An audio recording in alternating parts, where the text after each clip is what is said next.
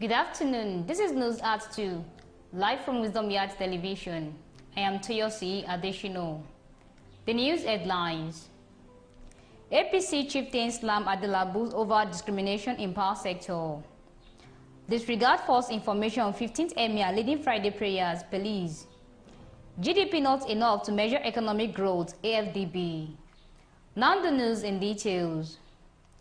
4 former coordinators in the dissolved Tinubu-Shettima Presidential Campaign Council have slammed the Minister of Power, Adelabu'S, over what's they termed random discrimination in the power sector 1 year after the current administration was inaugurated. This was disclosed in a statement issued in Abuja and jointly signed by the quarter of Abubakar Mohammed, Bridget Eyimo, Buki Okangbe, and Sultan Abdulaziz.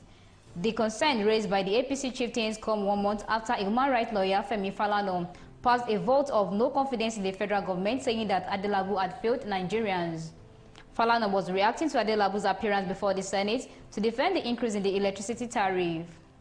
The APC chieftains in the statement insisted there was no basis to balkanize electricity consumption into categories of bands, which they claim was impacting negatively on small businesses and bringing discomfort to several homes.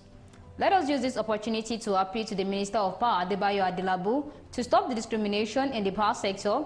This is a sector that is central and sensitive to the economic fortune of many Nigerians, especially the informal sector.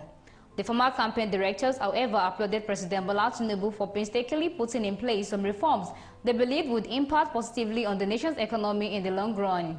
They also charged some non-performing ministers and members of his cabinet to buckle up or risk being kicked out of office. The president of the African Development Bank, AFDB, Dr. Akinwumi Adesina, says an increase in the gross domestic product, GDP, must translate to job creation for youth to ensure growth on the continent. Adesina said this at a presentation on African Economic Outlook held on the sidelines of the ongoing 2024 annual meetings in Nairobi.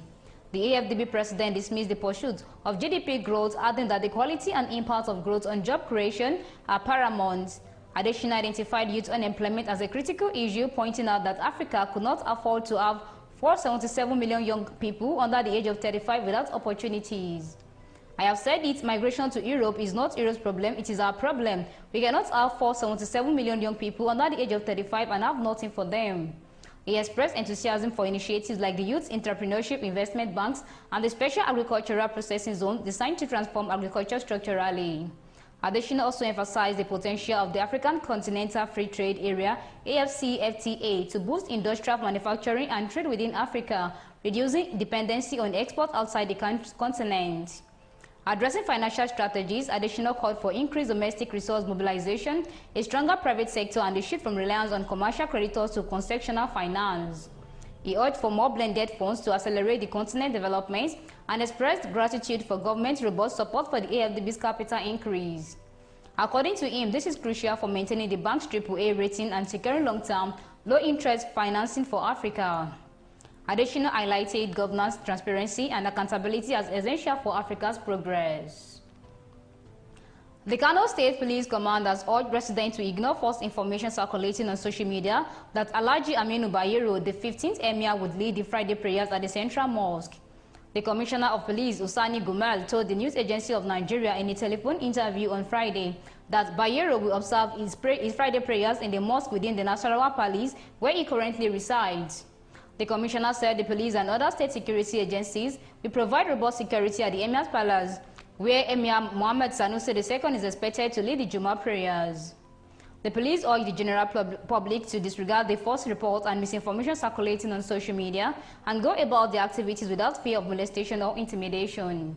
The police will continue to provide necessary security to ensure that will enable residents to observe their Friday congregational prayers peacefully without threat to their lives and property, he said.